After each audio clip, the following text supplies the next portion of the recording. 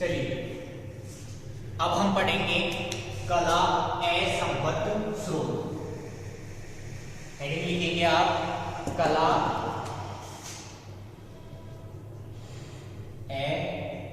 असंबद्ध स्रोत। ये हेडिंग है आपकी नई। प्रकाश की प्रकृति के सिद्धांतों के बारे में अपन पढ़ चुके हैं। इससे आगे का टॉपिक अपन ले रहे हैं कला असंबद्ध स्रोत।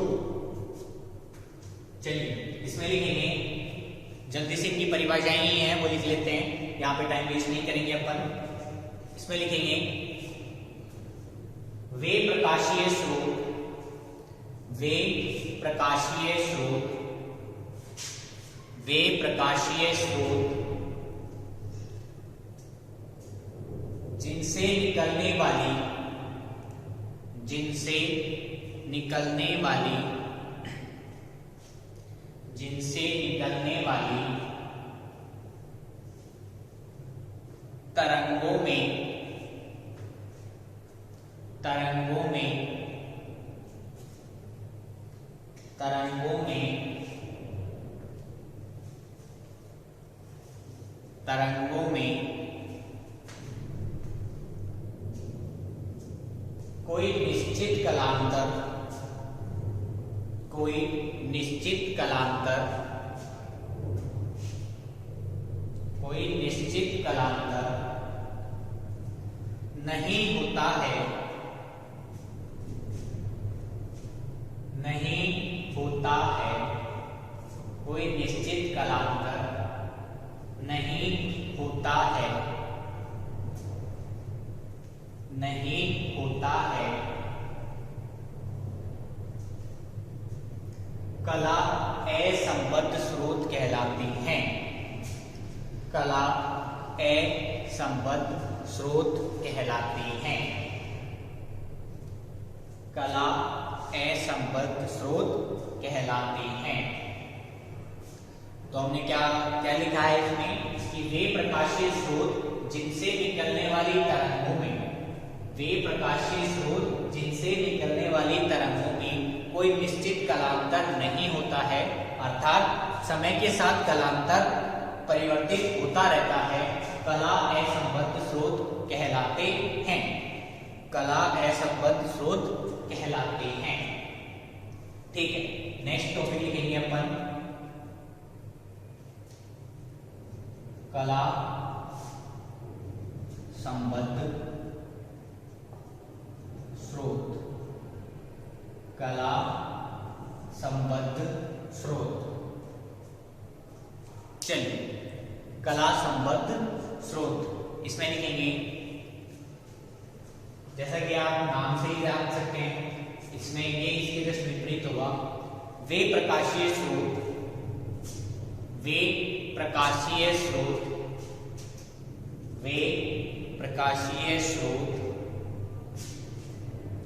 वे प्रकाशीय स्रोत जिनसे निकलने वाली, जिनसे निकलने वाली तरंगों के मध्य, तरंगों के मध्य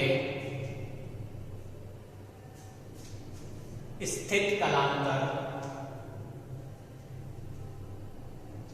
स्थित कलांतर समय के साथ, समय के साथ अपरिवर्तित रहे, समय के साथ अपरिवर्तित रहे, अपरिवर्तित रहे कला संबद्ध स्रोत, कला संबद्ध स्रोत कहलाते हैं। कला संबद्ध स्रोत कहलाते हैं। तथा यह गुण, तथा यह गुण कला संबद्धता कहलाती है, कहलाता है। तथा यह गुण कला संबद्धता कहलाता है तथा यह कला संबद्धता कहलाता है। यह गुण कला संबद्धता कहलाता है।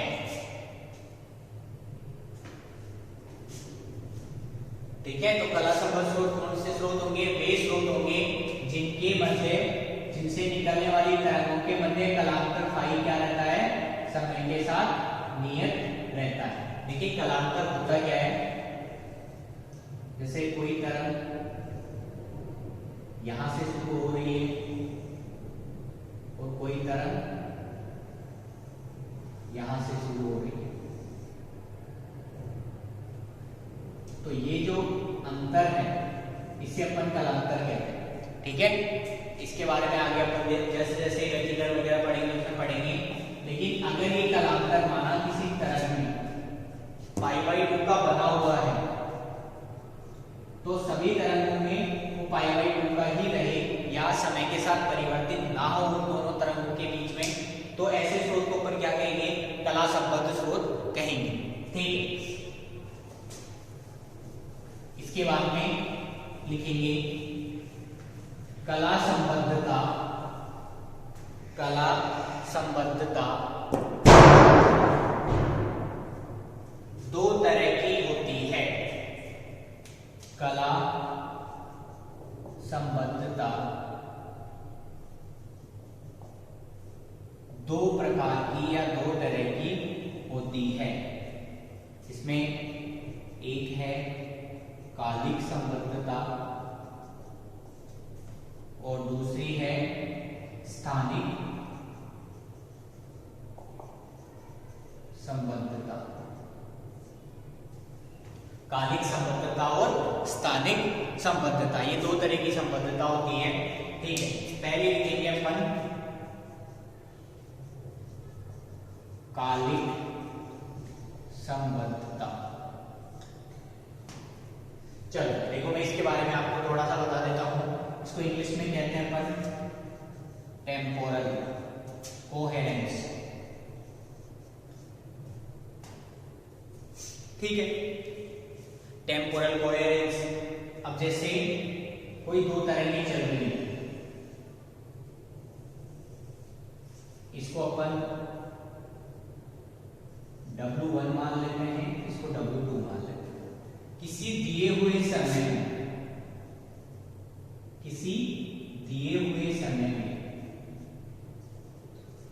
डेल्टा टी, अपन किसी दिए हुए समय को कंसीडर करते हैं।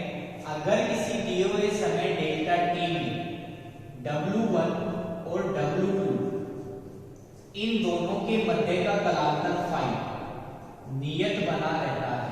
किसी दिए हुए समय में इन दोनों तरंगों के मध्य का कलांतर फाई, किसी दिए हुए समय डेल्टा टी में इन दोनों के मध्य का कलांतर फाई नियत बना रहता है, तो ऐसी संबद्धता को हम कालिक संबद्धता कहते हैं। ऐसी संबद्धता को हम कालिक संबद्धता कहते हैं। तो कालिक संबद्धता क्या होगी? किसी दिए हुए समय में यदि दोनों तरंगों के मध्य का कलांतर नियत बना रहता है, तो ऐसी संबद्धता को अपन क्या कहेंगे? कालिक संबद्धता कहेंगे। ठीक है, लिखिए कालिक संबद्धता में यदि किसी प्रकाश स्रोत से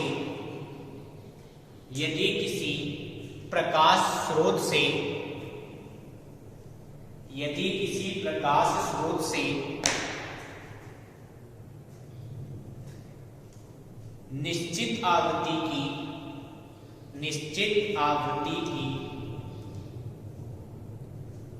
प्रकाशीय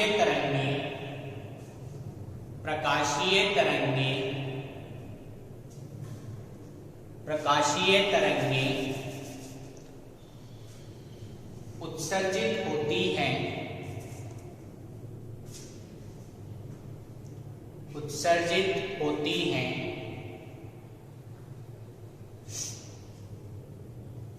तो ऐसे स्रोत को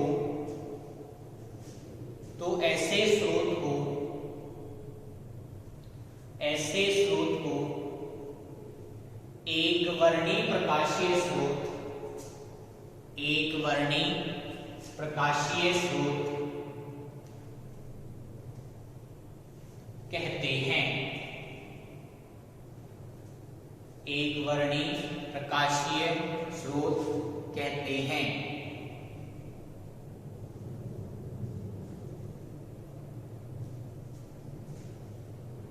इन स्रोतों से निकलने वाली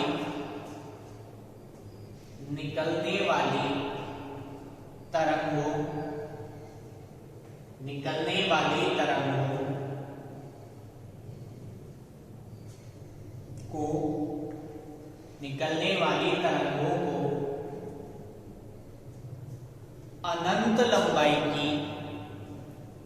अनंत लंबाई की ज्यावक्रीय साइनोसॉइडल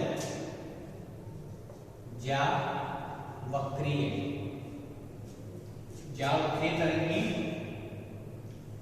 जो साइनोसॉइडल तरंगों के रूप में चलती है, ऐसे इन्हें अपन क्या कहते हैं? ज्यावक्रीय तरंगें कहते हैं। अनंत लंबाई की ज्यावक्रीय तरंगों के रूप में निरूपित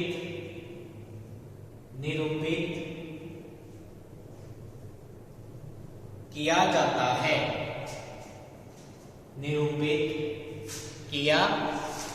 जाता है। किसी प्रकाशीय स्रोत से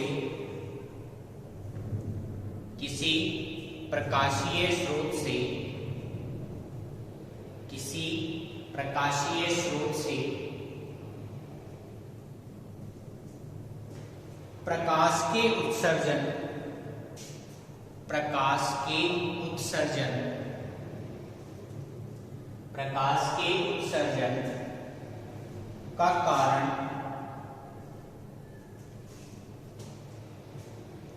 कारण इलेक्ट्रॉनों के उत्तेजित ऊर्जा स्तर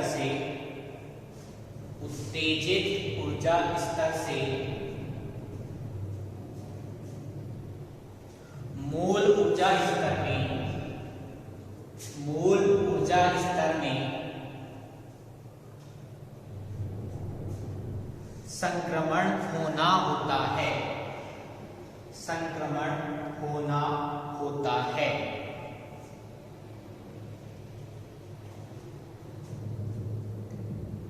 इस संक्रमण के कारण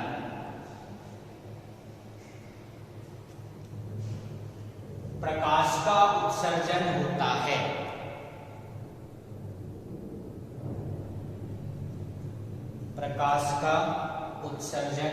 होता है। किसी परमाणु से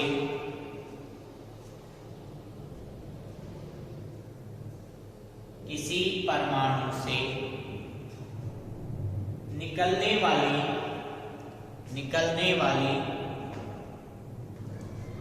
समस्त प्रकाशीय तरंगों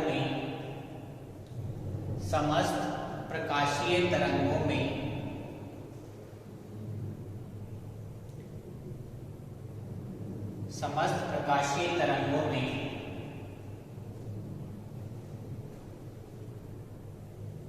कोई कला संबंध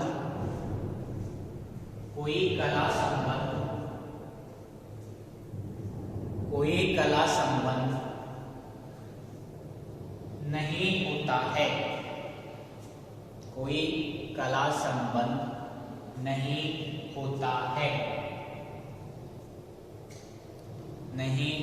होता है।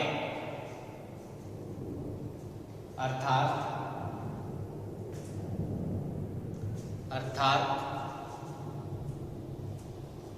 किन्हीं भी दो तरंगों के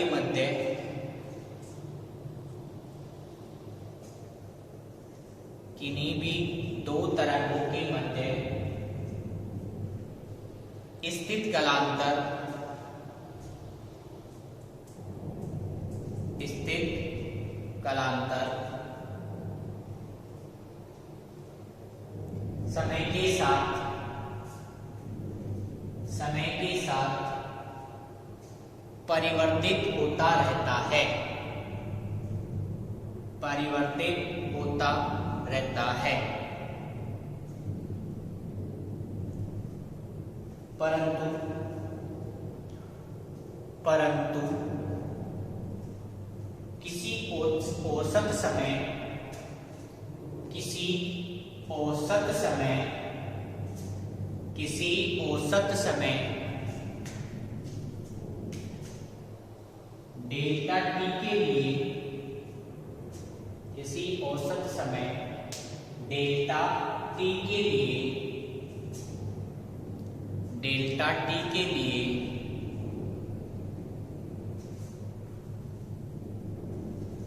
उत्सर्जित तरंगें, उत्सर्जित तरंगें, उत्सर्जित तरंगें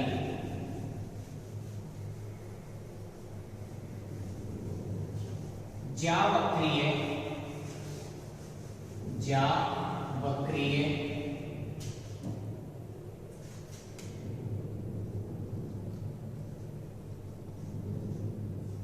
ज्यावक्रीय मानी जाती है,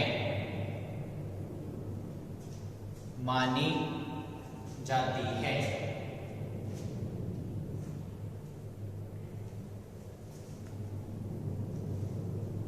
अतः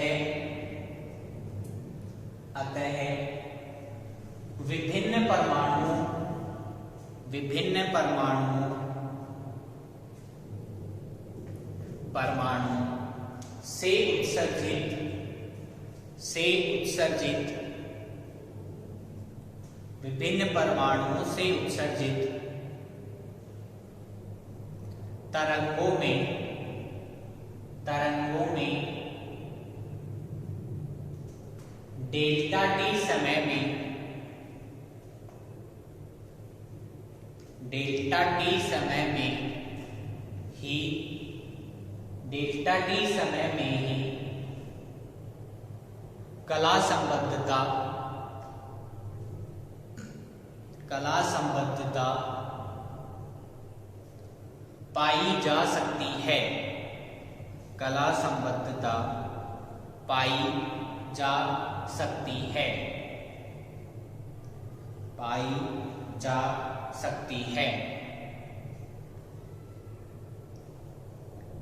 इस प्रकार की कला संबद्धता को, इस प्रकार की कला संबद्धता को, कला संबद्धता को कालिक संबद्धता,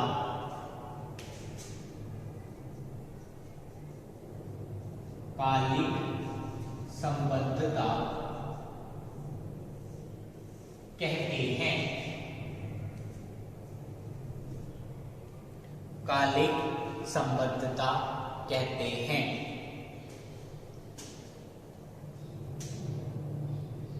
औसत समय डेल्टा टी को, औसत समय डेल्टा टी को,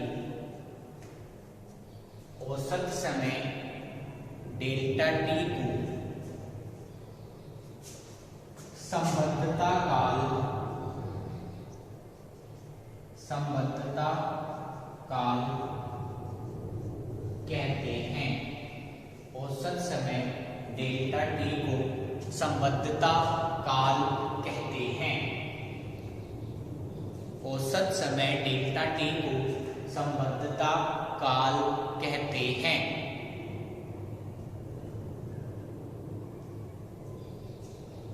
संबद्धता काल में, संबद्धता काल में, काल में तरंग द्वारा, तरंग द्वारा तय की गई दूरी, तय की गई दूरी, तय की गई दूरी को तय की गई दूरी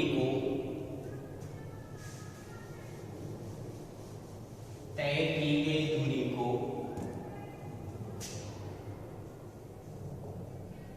संबद्धता लंबाई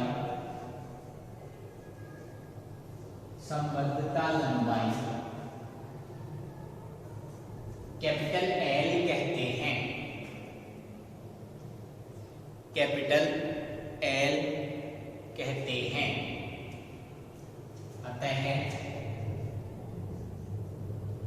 L equals to C delta T. ये क्या होता है? लंबाई इक्वल्स टू चाल गुना समय। ये फॉर्मूला होता है, उसी से अपन ने एल का मान निकाल लिया। L equals to C into delta T. चलो इसके बाद में लिखेंगे संबद्धता लंबाई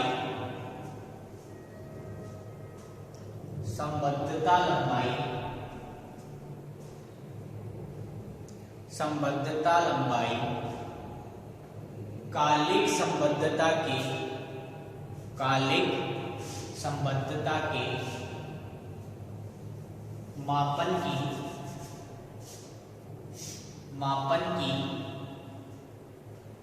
मापन की इकाई है। कालिक संबद्धता के मापन की इकाई है।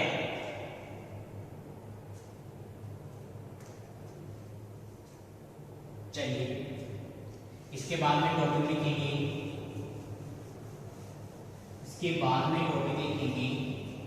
संबद्धता लंबाई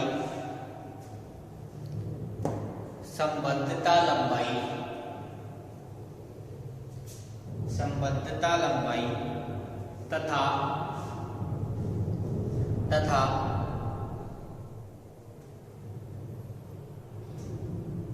आवृत्ति में संबद्धता लंबाई तथा आवृत्ति में संबंध।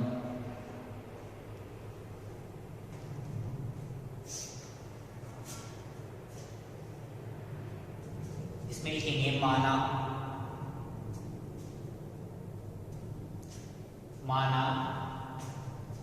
प्रकाश स्रोत से उत्सर्जित तरंगों की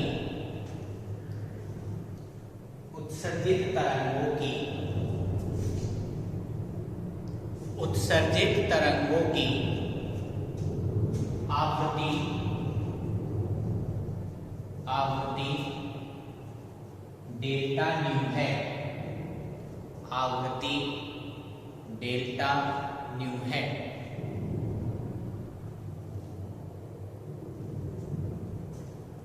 हम जानते हैं कि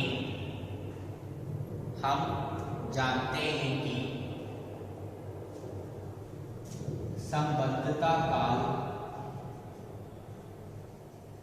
काल डेल्टा टी इक्वल्स टू 1/डेल्टा न्यू। देखिए आपने पहले भी पढ़ा है आवर्त काल टी फ्रीक्वेंसी आवृत्ति का व्युत्क्रम होता है। ठीक है, फ्रीक्वेंसी का व्युत्क्रम क्या होता है? आवर्त काल। वही लॉजिक अपन ने यहाँ लगाया है। संबद्धता काल डेल्टा टी इक्वल्स टू 1/डेल्टा न्यू। अतः संबद्धता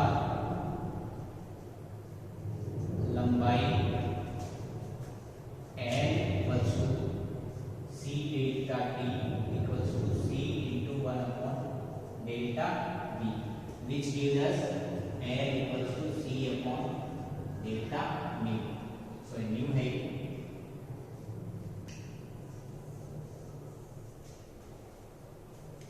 सी अपॉन डेल्टा न्यू। या मैं ये कहूँ आपसे कि अपन इसको कैसे लिख सकते हैं,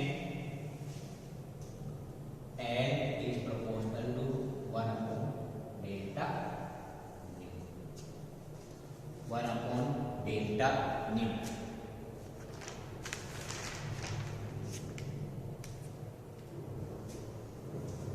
ठीक है। उपरोक्त समीकरण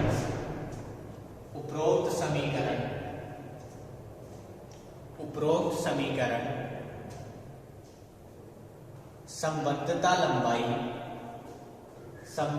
लंबाई तथा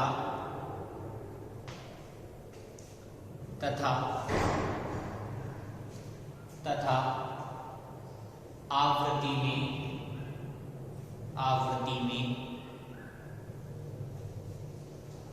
संबंध को प्रदर्शित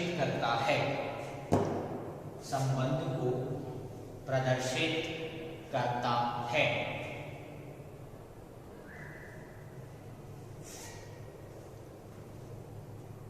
इसके बाद में लिखेंगे एक वर्णी प्रकाश स्रोत के लिए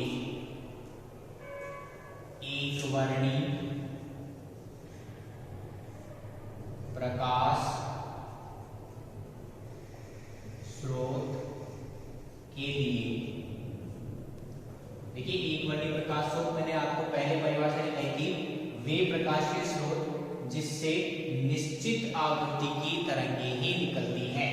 तो जितनी भी आवृत्ति हो उसका जो भी मान हो, सारी तरंगों की आवृत्ति समान ही रहेगी।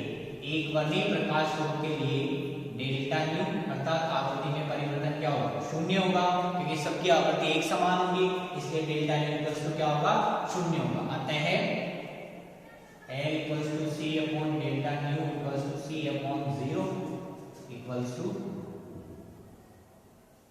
अनंत, L इंफिनिटी।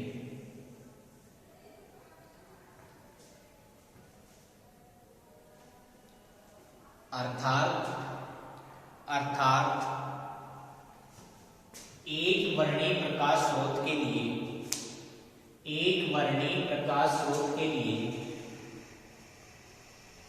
संबद्धता लंबाई का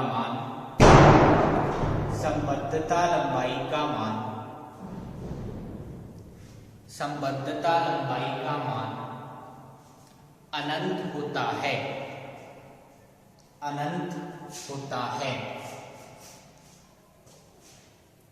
ऐसे स्रोत को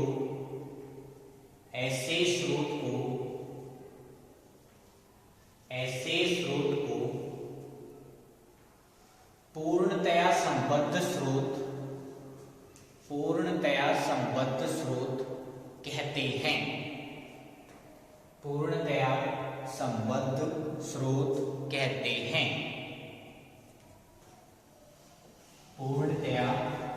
संबद्ध स्रोत कहते हैं। संबद्ध स्रोत कहते हैं। चलो नेक्स्ट टॉपिक लिखेंगे संबद्धता लंबाई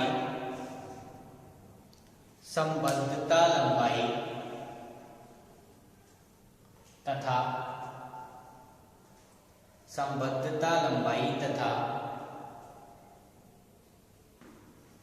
तरंग धैर्य में संबंध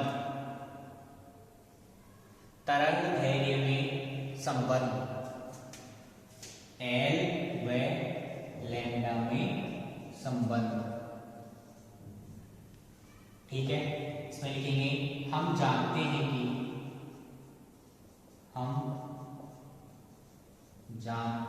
कि आवृत्ति nu equals to C upon lambda, ये तरंग धैर्य है, अर्थात nu equals to C upon lambda. अवकलन करेंगे delta nu equals to minus C upon lambda square delta lambda, या मोड ऑफ डेल्टा न्यू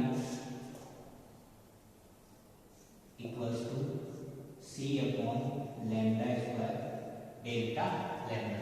धनात्मक लिया है अपन, सिर्फ धनात्मक मान ले रहे हैं, सिर्फ परिमाण ले रहे हैं, ठीक है। इसके बाद में ये सब लिख लिया आपने।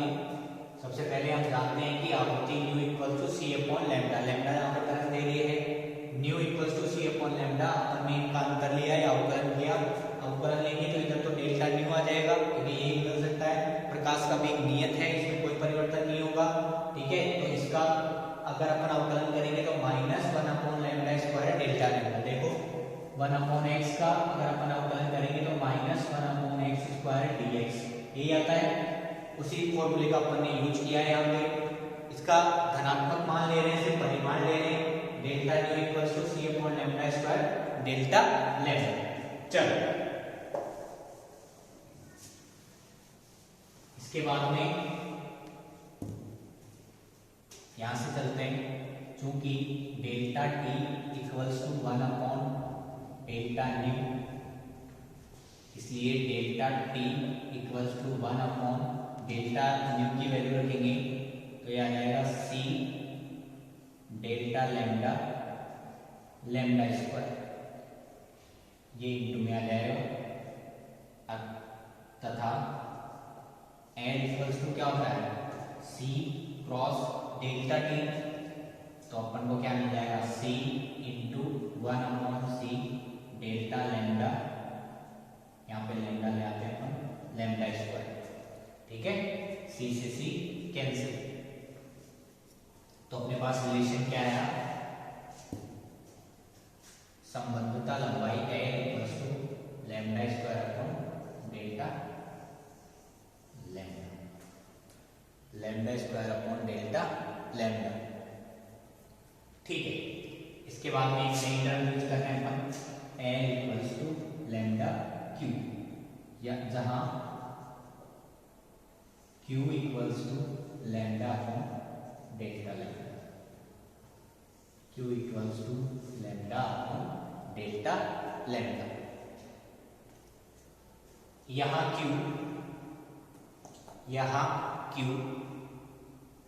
Lambda upon delta lambda, lambda upon delta lambda spectrum रेखाओं की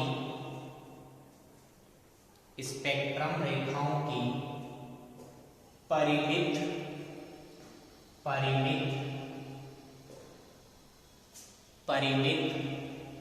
परिशुद्धता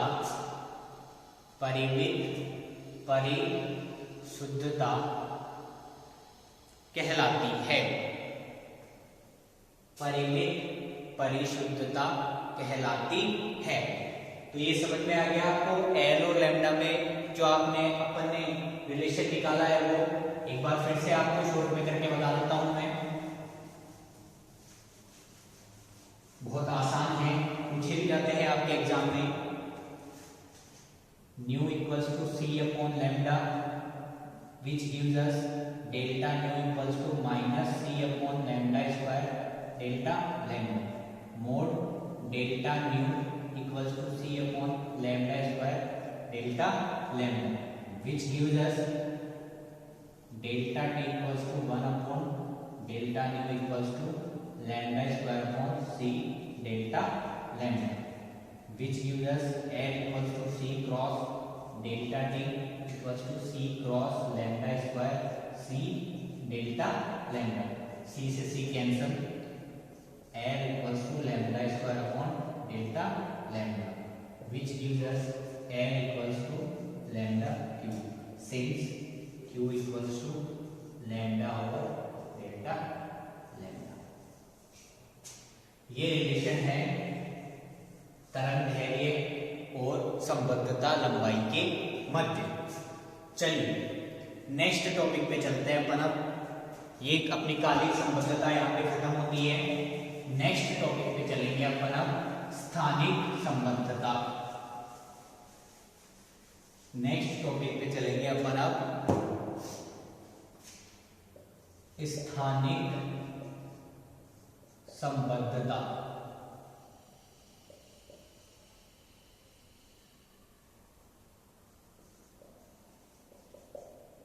स्थानिक संबद्धता पे चलेंगे अब अपन, ठीक है।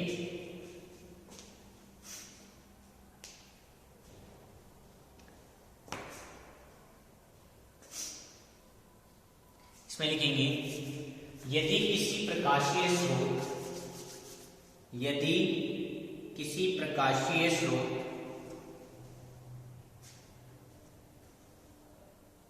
यदि किसी प्रकाशीय स्रोत से निकलने वाली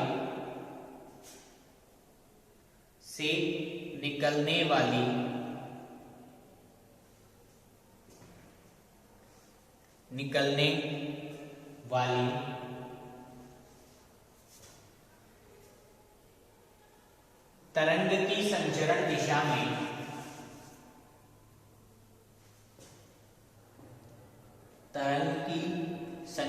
दिशा में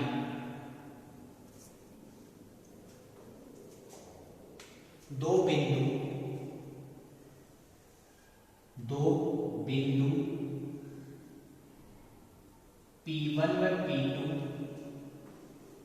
P1 व P2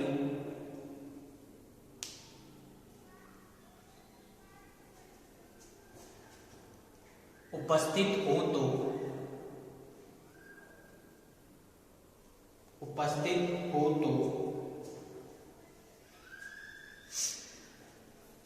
बिंदु P1 व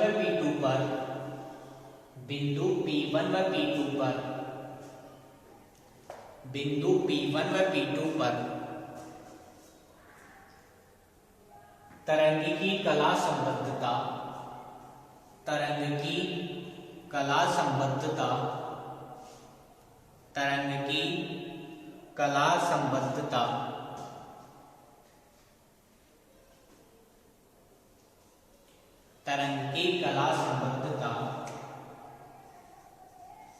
दूरी P1 P2 तथा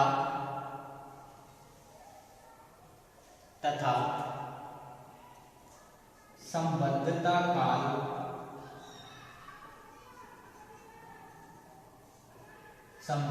काल डेल्टा टी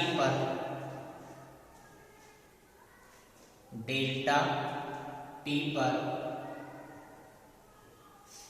निर्भर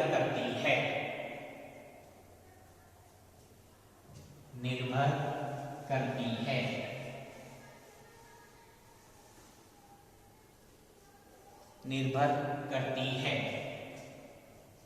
अब इसमें पहला पॉइंट लिखेंगे अपन,